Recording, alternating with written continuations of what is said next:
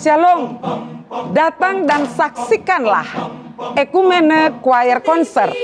Konser paduan suara mahasiswa Sekolah Tinggi Teologi Ekumene Jakarta yang akan diadakan pada tanggal 10 Juni 2023 pukul 6 sore bertempat di Function Hall Mall Arta Gading lantai 5 dengan tema Dwi Pantara.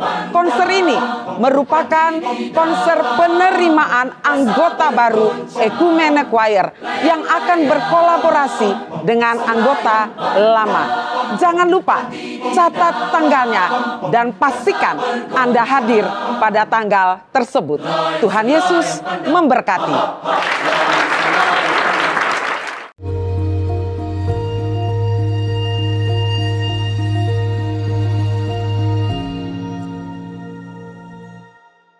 Shalom saudara, kita kembali Abam episode 661 dari wanita usia 43 tahun.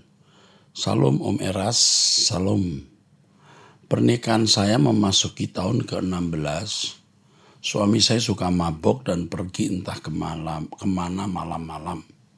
Kalau saya marah, saya malah dituduh selingkuh di luar. Kalau mabuk suka main tangan. Sudah sering saya dipukulin.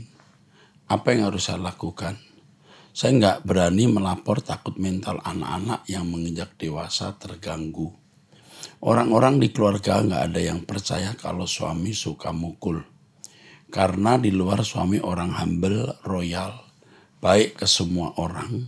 Tapi di rumah untuk urusan uang sangat perhitungan. Kalau di luar selalu cerita beli ini itu buat istri, tapi kenyataan semua dibeli hanya untuk gengsi saja. Apa yang harus saya lakukan sekarang? Saat ini keadaan masih sangat mencekam di rumah. Kamu sudah belajar dari saya mengenai ilmu diam. Yang pertama diam, kedua diam, ketiga diam. Kamu sudah benar, ya. Kamu jangan lapor polisi dulu, KDRT itu. Tetapi kamu harus mengingatkan satu hal ke dia. Kalau kamu terus begini, sampai nanti saya terluka, saya akan lapor polisi. Ini KDRT. Ancam dia dengan kalimat itu. Ancam. Karena hal ini tidak bisa berlarut-larut, karena kamu punya anak dan anakmu akan melihat dan menjadi contoh yang buruk. Ingatkan, Pap, KDRT itu melanggar hukum. Ya. Lalu kamu tunggu Tuhan hajar dia. Biar Tuhan yang membalas, bukan kamu. Kamu melihat nanti kemunafikan suamimu akan terkuak. Tuhan pasti membuat perhitungan. Itu yang kita harapkan. Bukan kita yang membuat perhitungan, biar Tuhan yang membuat perhitungan. Kamu diam dulu, ya. Suamimu itu munafik, ya. Tapi juga pengecut, ya. Dia berani begitu kepada istrinya, tapi kepada orang lain dia tidak berani. Pengecut ya. Nah sekarang kamu diam saja, kamu tunggu Tuhan membela kamu. Dalam nama Yesus, Tuhan beri kamu kekuatan. Amin. Dari wanita lagi usia 47 tahun. Salam Pak Gembala Erastus, saya minta tolong apa yang harus saya lakukan menurut Alkitab dan menurut Bapak Erastus. Menurut saya harus menurut Alkitab ya. Masalah saya sudah janda 2,5 tahun dan baru-baru ini menikah belum setahun. Namun suami saya ini dulu pernah cerai, punya anak 1 karena istrinya selingkuh dan punya anak dengan selingkuhannya. Lalu suami nikah lagi dan istri kedua beliau pun selingkuh lagi tapi tidak punya anak. Istri kedua ini pergi meninggalkan suami bersama selingkuhannya. Lalu suami saya baru menikah sama saya di gereja saja tanpa ada catatan sipil. Bulan Maret kemarin istri suami yang kedua cari suami, tapi suami tidak ditanggapi karena suami sangat benci. Tapi saya memberi saran dari pendeta agar suami kembali ke istrinya tersebut, tapi dia tidak mau. Suami dan istri keduanya itu menikah juga di gereja tidak pakai catatan sipil. Apa benar kalau nikah di gereja saja tidak perlu surat cerai? Apa saya harus mundur saja dan mengakhiri perkawinan ini? Mohon bagaimana menurut Pak Eras, saya melanjutkan perkawinan ini atau tidak? Status saya istri ketiga, sebelum janda karena suami saya sebelumnya meninggal karena COVID. Anak sudah besar, ada 2, kerja dan kuliah. Suami saat ini kerja supir, gaji dikit dan minggu pelayanan bagian musik. Dulu saya terpesona karena dia teman satu gereja dan dia senang pelayanan. Dia cucu gembala sebuah gereja karismatik, gereja Pentakosta, tapi sudah meninggal. Kakak suami seorang pendeta juga. Apa saya mundur, tetapi sama suami tetap sama suami. Saya memang berdosa. Saya tahu suami masih ada istri. Kedua istrinya meninggalkan suami karena tidak kerja waktu COVID. Masalahmu ruwet ya, ruwet. Benar-benar ruwet. Satu hal yang kamu harus tahu bahwa perkawinan sah itu diberkati oleh gereja atau disahkan oleh gereja. Suamimu itu mestinya istri sahnya itu yang pertama kalau dia diberkati di gereja. Istri kedua tidak sah apalagi kamu. Tidak sah.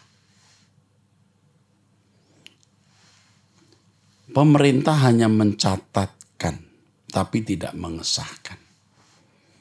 Nah, inilah yang menjadi masalah perkawinan di dalam kehidupan orang Kristen. Bagaimana dengan pemberkatan gereja saja tetapi tidak dicatatkan? Lalu kalau cerai bagaimana statusnya? Di negara pun tidak ada catatannya. Ini sebenarnya masalah. Masalah benar-benar ruwet. Ya, masalah ini ruwet. Nah, sekarang apa yang harus kamu lakukan? Sementara waktu digantung. Ya, digantung. Kalau menurut saya kamu jangan hubungan badan dengan suami ini dulu, dengan pria ini. Ya. Kamu gantung saja. Kamu juga harus mengerti kenapa 2 istri sebelumnya semua berzina. Ya, kamu hanya melihat satu aspek dari suami, dari pria. Maksudnya kamu hanya mendengar dari satu pihak. Tapi kamu tidak mendengar dari pihak mereka. Menurut saya kamu gantung dulu. Karena apa yang kamu lakukan ini menikah dengan pria yang sudah menikah sah dalam gereja itu sebenarnya bisa melanggar hukum. Ya. Kalau dipersoalkan ini bisa melanggar hukum. Jadi saya harap kamu bisa mengerti untuk menggantung masalah ini beberapa waktu. Ya, sampai kemudian masalah ini reda. Kamu pastikan istri pertama benar-benar sudah menikah, punya anak. Istri kedua benar-benar mau pisah, baru kamu lanjutkan perkawinan ini. Apakah masih serumah? Mungkin untuk sementara waktu bisa serumah. Tapi jangan hubungan suami istri. Kalau bisa ranjang saja. Saya merasa dari teropongan saya, 2 anakmu juga tidak setuju waktu kamu menikah. Atau kurang setuju. Karena bapak tirinya ini tidak mempesona. Tidak ada nilai tambahnya. Hanya karena menghormati mama dan kasihan mama, mereka menerima. Dan sebenarnya ada kontradiksi di dalam batin hati anak-anakmu. Ya. Kalau mungkin, ya, suamimu ini bisa tinggal di luar rumah, itu lebih baik. Tapi kalau tidak bisa, lain kamar dulu. Ya, itu saja nasihat saya. Sambil melihat perkembangan ke depan. Oke, Tuhan memberkati. Dari pria usia 62 tahun, Salam Pak, bagaimana mengobati masalah luka-luka batin? Siapa nih yang luka batin ini? Usia Bapak sudah 62 tahun. Terus terang susah cari konselor yang usianya di atas 62 tahun. Tetapi kalau Bapak tekun berdoa bersama dengan saya setiap pagi, tekun mendengarkan firman Tuhan, luka batin Bapak akan disembuhkan Tuhan. Lakukan itu. Tuhan akan melawat dan merawat Bapak secara pribadi. Kecuali Bapak usia 20 tahun, 25 tahun, perlu didampingi konselor. Bapak ini sudah usia senja. Bapak sudah mendekati hari dijemput Tuhan. Kok masih luka batin? Mestinya sudah tidak. Karenanya, ayo ikut doa pagi, mendengarkan khotbah saya untuk menyelesaikan akhir dengan baik atau finishing well. Tuhan memberkati. Dari wanita usia 40 tahun, saya mau bertanya mengenai Matius 6 ayat 3 dan keempat mengenai perkataan Tuhan Yesus memberi sedekah tidak boleh diketahui. Sedangkan di Filipi 4 ayat 5 dikatakan memberi kebaikan harus diketahui semua orang. Apa dalam satu Alkitab pengajarannya bisa bertentangan dalam hal memberi? Terima kasih Pak, Tuhan Yesus memberkati. Matius 6 ayat 34, tetapi jikalau engkau memberi sedekah, janganlah diketahui tangan kirimu apa yang diperbuat tangan kananmu. Hendaklah sedekahmu itu diberikan dengan tersembunyi, maka Bapamu melihat yang tersembunyi. Akan membalas kebaikan, akan membalasnya kepadamu. Filipi 4 ayat 5, hendaklah kebaikan hatimu diketahui semua orang. Matius 6 ayat 3 dan keempat itu bicara mengenai sedekah. Sedekah itu perbuatan amal. Ketika Anda memberi sesuatu, jangan engkau sengaja supaya dilihat orang atau show. Di gereja orang memberikan kolekte kan tidak bisa tidak dilihat orang. Ya dilihat, tapi tidak bermaksud untuk show, untuk menunjukkan diri. Kalau saudara memberi persembahan ke gereja, namamu ditaruh, bukan karena mau show, karena untuk kejelasan. Tentu tidak salah. Ya, jangan mencari nilai diri, sanjungan, hormat melalui pemberian kepada orang. Nah, Filipi 4 ayat 5, firman Tuhan mengatakan, hendaklah kebaikan hatimu diketahui semua orang. Artinya, kepada siapapun berbuatlah baik. Berbuat baik tidak harus memberi uang atau bersedekah. Lakukan segala sesuatu tidak merugikan sesama, tetapi menjadi kebaikan bagi sesama. Karena itulah kesaksian. Itu maksudnya. Dan tentu kalau kita berbuat satu kebaikan bukan untuk show, bukan untuk ditunjukkan. Tapi karena kita harus memiliki hati yang mengasihi seperti Allah kasih adanya. Amin. Dari wanita usia 39 tahun sudah menikah 3 anak. Yang pertama, apakah ketika kita memuji dan menyembah Tuhan sampai menangis, bahkan bisa sampai terseduh itu salah? Tidak, Pak. Tidak salah, asal itu tulus. Ya. Masalahnya saya mengalaminya cukup sering dan bukan hanya lagu penyembahan. Bahkan lagu pujian pun terkadang bisa membuat hati seperti terharu, bahkan hanya mendengarkan saja kadang bisa sampai terharu. Tidak salah kalau itu tulus. Ya, bukan untuk dilihat orang, bukan untuk show, benar-benar sentuhan dari Tuhan. Ingat, bukan karena mau dilihat oleh orang lain. Kalau salah, bagaimana membedakan tangisan yang benar atau tangisan yang hanya memuaskan emosi saya? Kemudian, salahkah saya merindukan saat-saat saya bisa memuji, menyembah Tuhan sampai terseduh-seduh? Memang tidak setiap saat dan tidak setiap lagu saya sampai meneteskan air mata. Apalagi ketika saya jatuh ke dalam perbuatan dosa, untuk bisa sampai memuji, menyembah, sampai menitikkan air mata membutuhkan waktu berhari-hari untuk bisa sampai seperti semula. Jadi asal tulus tidak salah, tetapi kamu juga harus belajar, jangan sampai kejiwaan. Ada orang kalau kebaktian selalu menangis, itu jadi kejiwaan. Jadi kejiwaan. Dan kamu akan dituntun Roh Kudus mengerti hal ini. Dan salah satu caranya untuk natural, untuk tulus, doa pribadi, penyembahan pribadi.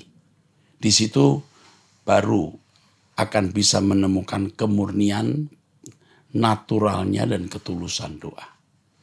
Makin banyak doa pribadi, jujur dengan diri sendiri, kita akan menemukan tangisan yang tulus, yang natural. Tidak dibuat-buat. Tidak karena kejiwaan yang sakit. Oke. Yang kedua, dulu saya pernah pelayanan sebagai singer waktu Rehoboth belum menjadi GSKI, namun cuti karena saya melahirkan. Setelah lahiran saya hanya sempat melayani sekali sebagai singer, kemudian tidak melayani lagi karena saya merasa tidak pantas melayani mimbar, karena saya merasa hidup saya masih belum benar. Begitu saja dari awal melayani singer sampai 2 tahun setelahnya. Padahal kan pelayanan mimbar harus terus mengejar kesempurnaan seperti Kristus. Tapi saya tidak ada perubahan. Yang berarti akhirnya saya mundur dan sempat tidak ke gereja lagi 4 tahun lebih. Namun 2023 ini saya sudah kembali beribadah. Namun bukan di cabang yang dahulu saya melayani. Salah tidak Pak berpikir tidak pantas melayani karena selama melayani tidak ada perubahan yang lebih baik. Salah jugakah saya jika saya tidak beribadah di cabang GSKI, tempat saya dulu melayani, tapi malah GSKI cabang lain yang lebih jauh karena merasa lebih bertumbuh? Terima kasih. Tidak salah kamu datang ke GSKI yang lebih jauh untuk bertumbuh. Saya mengerti bahwa kamu punya standar. Jadi ketika kamu mendengar firman yang standarnya tidak sesuai dengan yang kamu harapkan, kamu tidak puas dan kamu mencari cabang GSKI yang pemberitaan firman-Nya lebih kuat dan kamu merasa diberkati karena mengimbangi perjalanan rohanimu. Mengenai tidak menjadi singer karena merasa tidak ada perubahan, itu salah. Justru ketika kamu menjadi singer tidak memiliki perubahan, kamu harus belajar punya perubahan. Bukan malah meninggalkan pelayanan. Kamu tersesat di situ. Untung sekarang kamu masih sadar bisa balik. Baliklah. Hubungi gembala wilayah atau gembala sidang. Katakan saya mau melayani jadi singer. Dan berubahlah di GSKI yang sekarang kamu beribadah. Tuhan memberkati. Dari pria usia 60 tahun. Salam Bapak Pastor Erastus, maaf saya bertanya lagi untuk yang ketiga kalinya. Waktu istri hamil anak 1, tanpa disadari tangan saya dilihat oleh teman dan berkata bahwa istri saya melahirkan seorang anak wanita. Ternyata terbukti benar dan masalah kehidupan saya juga dilihat sebagian ada benarnya. Karena waktu itu saya terima Tuhan Yesus belum lama jadi Kristen baru. Mohon tanggapan Bapak apa yang harus saya lakukan agar tidak menimpa pada keturunan saya. Apakah ada pelepasan dan didoakan mengingat usia saya sudah 60 tahun. Oh ya Pak, kebetulan di Bekasi ada ibadah Komsel, Hot GSKI Keyamer, yang adalah anggota jemaat MAG Pak Eras. Dan saya juga anggota jemaat GSKI MAG Pak Eras, yang diadakan hari Rabu, Hot itu. Yang bawa firman Tuhan terkadang Pak Pendeta Nababan, Pak Franky Chong belum lama ini sudah.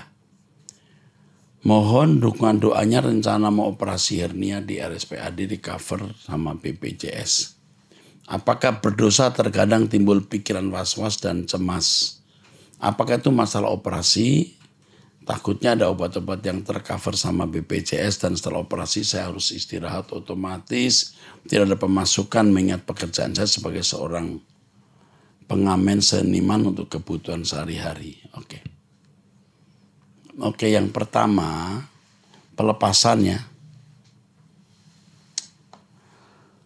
Saya kira kalau tidak ada gejala-gejala gangguan kuasa gelap tidak perlu pelepasan. Kecuali malam hari ada suara aneh, bau-bau aneh, bunyi-bunyi aneh, tiba-tiba takut ya. Nah seperti itu ada gejala-gejala gangguan kuasa gelap. Kalau tidak perlu ya. Tuhan menolong Bapak dalam persoalan operasi Tidak usah cemas dan was-was. Bapak sudah usia 60 tahun, mestinya sudah tidak perlu was-was dan cemas. Jika Bapak adalah anggota GSKI, Bapak bisa membawa masalah ini dikonsulkan dengan pihak GSKI. Tuhan pasti akan menolong Bapak dan pihak GSKI pasti peduli. Ya, itu. Datangi pengurus GSKI, katakan Bapak Eras suruh. Pak Eras menyuruh Anda menghubungi GSKI untuk dikonsultasikan hal-hal yang perlu dikonsultasikan. Tapi kalau Anda bukan anggota GSKI, Rehoboth ya, tentu tidak bisa karena kita tidak bisa menolong semua orang. Kecuali benar-benar terpaksa, yang nggak ada orang nolong Anda lagi. Datanglah ke gerejamu. Tuhan memberkati. Dari wanita usia 21 tahun, Salam Pak Eras, saya mau cerita sekaligus bertanya.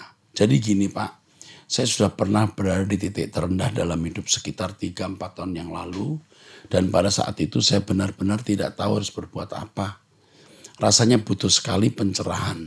Namun pada waktu itu saya beribadah di tempat Pak Eras, yaitu di GSKI Kelapa Gading baru setahun.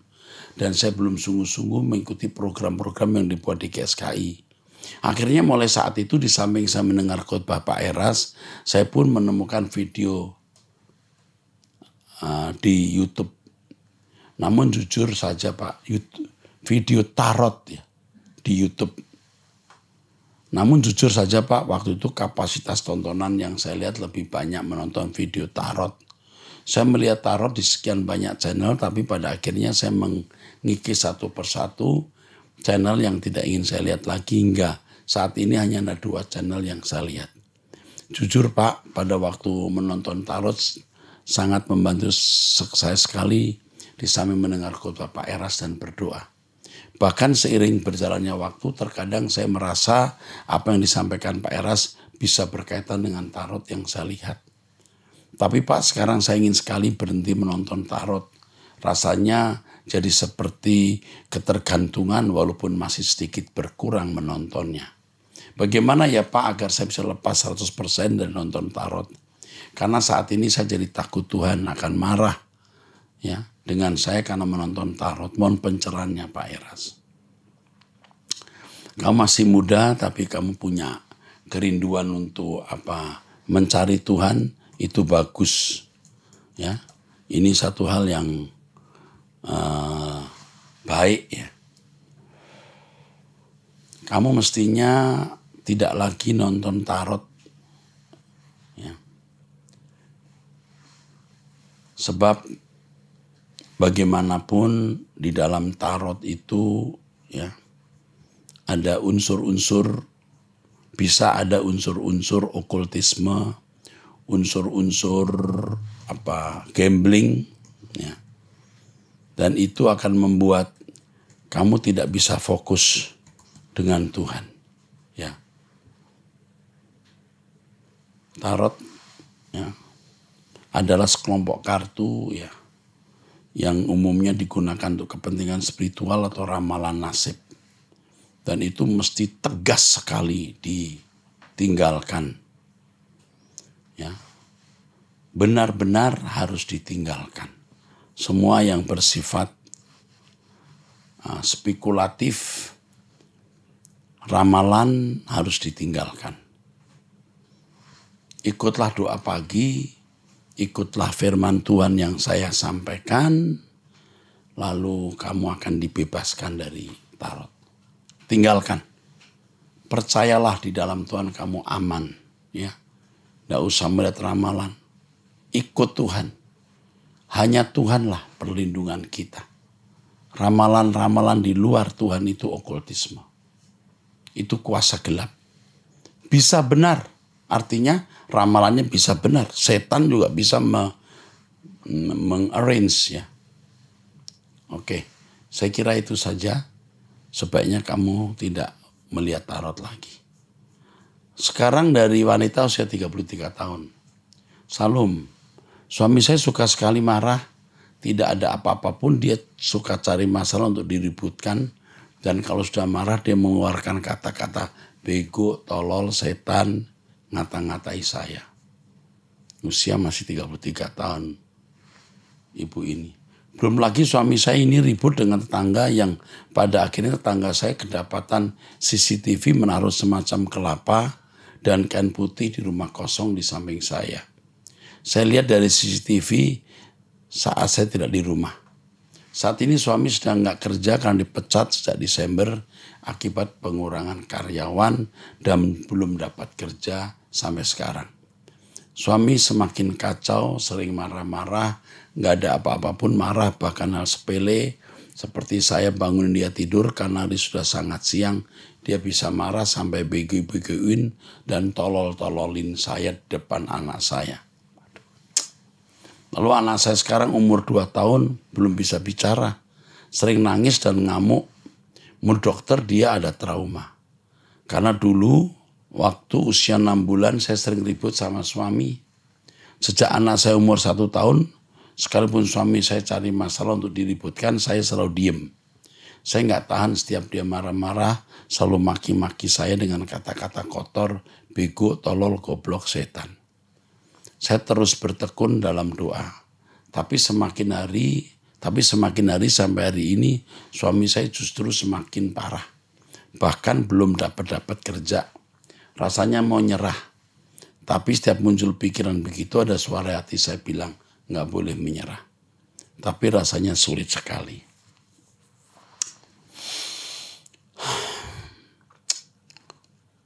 Suamimu ini tidak dewasa. Kalau manusia usia segini sikapnya demikian, itu belum lengkap, belum utuh. Dia stres. Suamimu juga semacam punya penyakit kejiwaan. Belum lagi unsur kuasa kegelapan yang ada, yang ditaruh tetangga itu. Tetapi Tuhan tolong kamu nak, dalam nama Tuhan Yesus Kristus. Kasihanilah ibu muda ini, ya Bapa.